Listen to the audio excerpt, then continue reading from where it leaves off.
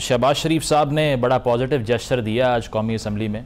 उन्होंने दोबारा से पीटीआई को मुज़ाकरात की दावत दी, काबिल तहसीन बात है। लेकिन राना सनाउल्लाह साहब एक रात पहले कहते हैं कि जितनी देर हम खान साहब को जेल में रख सके हम रखेंगे।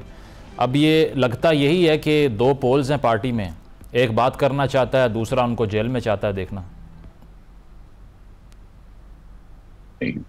असल तो इशू ये है कि मुज़ाकरात के लिए हम हर वक्त तैयार हैं अगर मुज़ाकरात पाकिस्तान के अवाम की फलाह और रिलीफ के लिए। तो लिहाजा अगर अपोजिशन के पास कोई फार्मूला है जो हमारे पास नहीं है कि मुल्क में महंगाई कैसे खत्म करनी है, दहशतगर्दी कैसे खत्म करनी है, 11 साल से उनकी हुकूमत है खैबर पख्तूनख्वा में, तो लिहाजा वो अगर हमें इस मामले पर बात करना चाहते हैं लेजिस्लेशन पे तो हम तैयार हैं।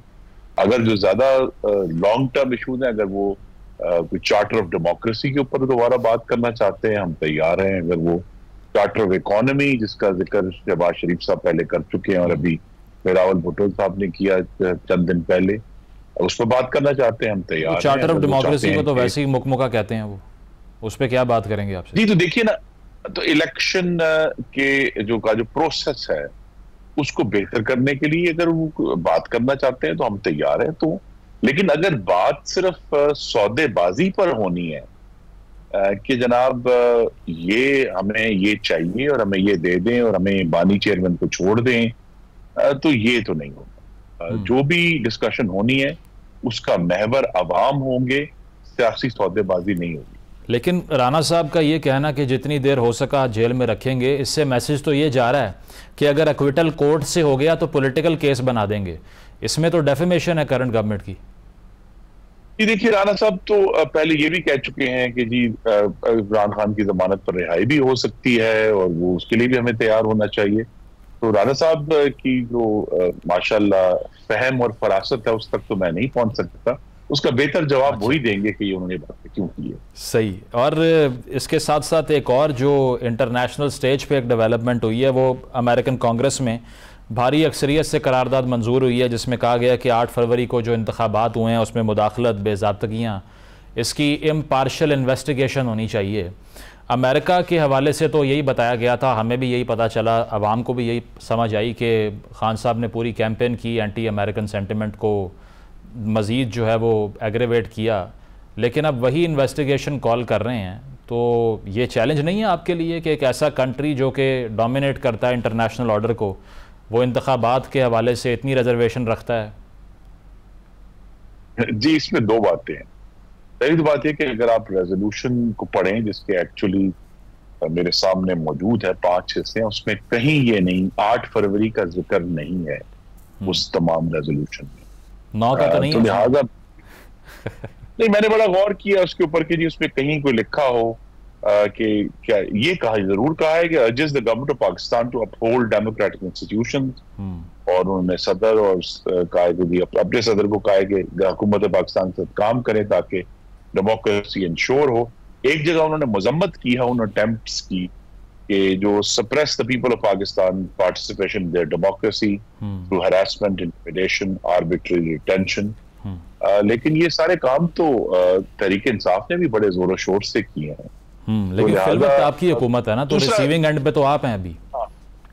नहीं, देखिए इसमें किसी इन्वेस्टिगेशन का जिक्र नहीं किया गया, इसमें कोई ऐसी बात नहीं है जिस पर हुकूमत पाकिस्तान ने अमल दरामद करना है। तो लिहाजा ये रेजोल्यूशन अपनी जगह पर मौजूद रहेगा।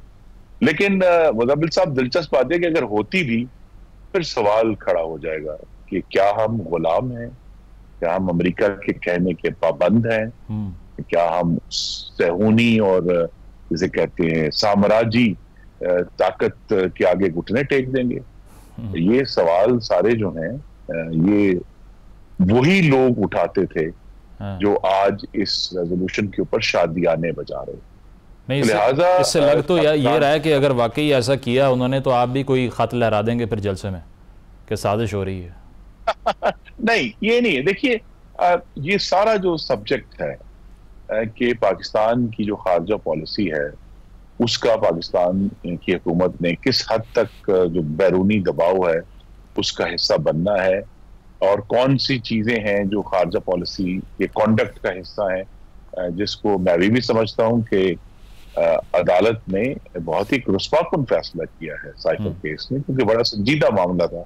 पाकिस्तान की जो खुफिया दस्तावेज हैं उनके तकद्दुस का, और किसी वज़ीर आज़म की जो जिम्मेदारी है जो वो हलफ उठाता है उसको वायलेट किया उन्होंने। तो लिहाजा ये जो इशू है ये हमने रेजोल्यूशन पढ़ लिया है, हुकूमत ने भी पढ़ लिया है, लेकिन इस पर कोई ना ही कोई शादियाने बजाने हैं, ना ही इस पे कोई हमने खत लहराने हैं। ये एक संजीदा मामला है, इसको मतानत से हम हल करेंगे, और ये गुफ्तगू का हिस्सा पहले भी रहा है। अच्छा। बल्कि जो है उन्होंने उस रेजोल्यूशन में, जाहिर है वो तो नहीं पढ़ के सुनाएंगे, लेकिन हम चूंकि जो पढ़ने वाले हैं उन्होंने पढ़ा है।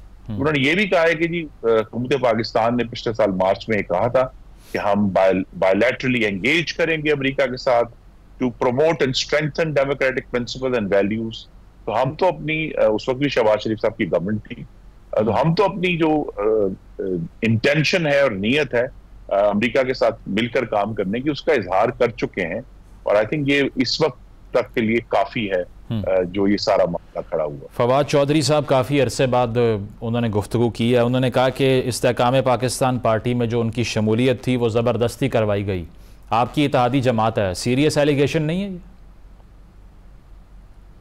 जी बिल्कुल सीरियस नहीं है, क्योंकि अच्छा, किसी अक्लमंद ने कहा है कि आपको आपकी मर्जी के बगैर कोई बेवकूफ नहीं बना सकता। उनकी मर्जी शामिल थी, तो लिहाजा अब वो हजार उसकी तौजीहात पेश करें। बेहतर तो ये था कि वो जिम्मेदारी कबूल करते कि मुझसे गलती हुई। नहीं, वो तो चेहरा नहीं दिखा रहे थे पहली मीटिंग में, इतने विजिबली डिस्टर्ब दिखाई दे रहे थे। नहीं तो देखिए ना जी, बात यही है कि हम सबको एक बड़ा आसान टारगेट है कि हम सायों की तरफ इशारा कर देते हैं कि जी ये हुआ और वैसे हुआ। तो अगर ये संजीदा गुफ्तगू होती फिर वो नाम लेते, फिर वो बाकायदा खुलकर ये बात करते कि क्या हुआ। तो जब तक इस तरह इशारे के नाव में रहेगी तो ये एक और गुफ्तगू और बयान है जो हमें कल तक शायद भूल गए। और इसके अलावा रिटायरमेंट की उम्र बढ़ाने का जो फैसला था उस पर काफ़ी डिस्कशन हो रही थी। अब क्या सोचती है हुकूमत उस बारे में? अभी एतजाज हसन साहब से मैं बात कर रहा था, उन्होंने ये कहा कि हुकूमत की ख्वाहिश है ऐसा हो जाए।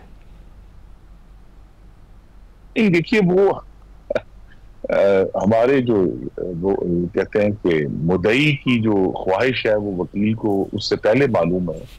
यहाँ अच्छा। तो ऐसी कोई ना ही डिस्कशन हुई है, और अगर कोई मामला हुआ तो जमहूरियत है, कोई ना कोई लेजिस्लेशन आएगी। ये लेजिस्लेशन के बगैर तो नहीं होगा। खुरम साहब, प्रिंसिपली जब तक ये लेजिस्लेशन का but do you support any such thing? ऐसा होना चाहिए वैसे?